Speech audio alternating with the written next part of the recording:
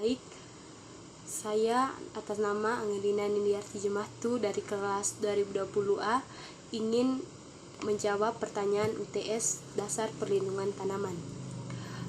Yang pertama, hakikat atau konsep dasar perlindungan tanaman.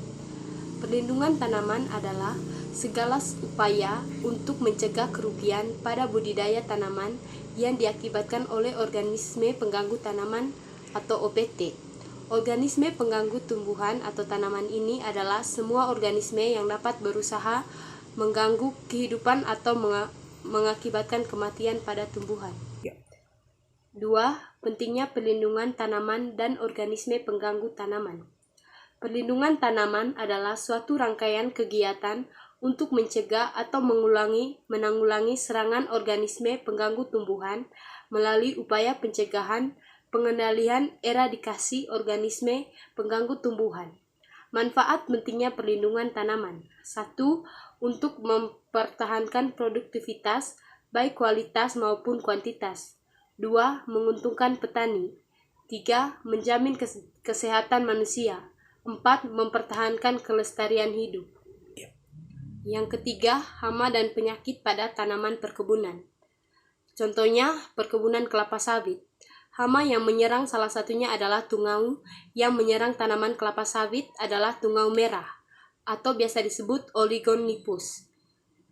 Bagian diserang adalah daun. Tungau ini berukuran 0,5 mm, hidup di sepanjang tulang anak daun, sehingga warna daun berubah menjadi mengkilat berwarna kecoklatan. Hama ini berkembang pesat dan membahayakan dalam keadaan cuaca kering pada musim kemarau. Gangguan tungau pada persemaian dapat mengakibatkan rusaknya bibit. Contoh penyakitnya adalah penyakit busuk kuning atau spear rot. Selanjutnya, hama dan penyakit pada satu tanaman hortikultura. Saya mengambil contoh yaitu tanaman tomat dan cabai. Salah satu hama yang menyerang adalah thrips, merupakan hama yang berperan sebagai vektor penyebaran virus, berukuran kira-kira 1 mm. Hama thrips menyerang bagian bunga daun tanaman. Thrips dikenal sebagai vektor virus mozaik atau penyakit keriting. Yang selanjutnya adalah hama dan penyakit pada tanaman padi. Contoh salah satunya adalah tikus. Tikus biasanya menyerang tanaman padi dan sering bergerak pada malam hari. Biasanya target utama tikus dalam menyerang padi adalah biji dan batangnya. Dengan giginya yang tajam, tikus dapat memakan biji-bijian padi.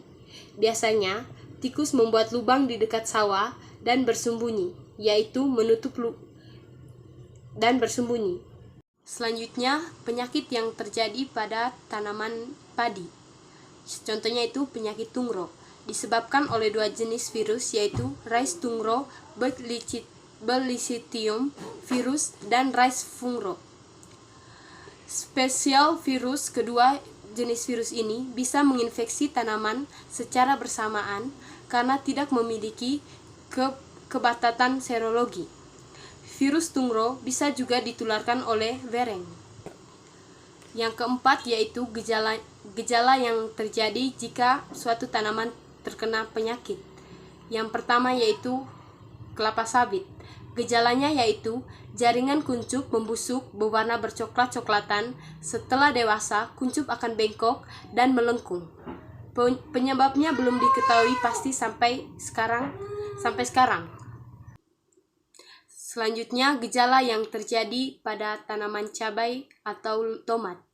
Gejala serangannya, bunga yang terserang tanaman thrip akan mengering dan rontok, sedangkan jika daun yang diserang, maka daun akan mengering ke atas, daun menguning menggulung ke atas. Akibatnya pertumbuhan kerdil. Pada bagian bawah daun berwarna keperak-perakan, pengendaliannya secara kimia dengan inseksida berbahan aktif, emamectin, dan lain-lain. Dan yang terakhir, gejala yang terjadi jika hama dan penyakit menyerang tanaman padi. Seminggu sesudah inokasi, adanya diskolorasi berwarna kuning dan adanya klorosi pada daun. Itu saja jawaban dari saya untuk ujian tengah semester dasar perlindungan tanaman. Terima kasih.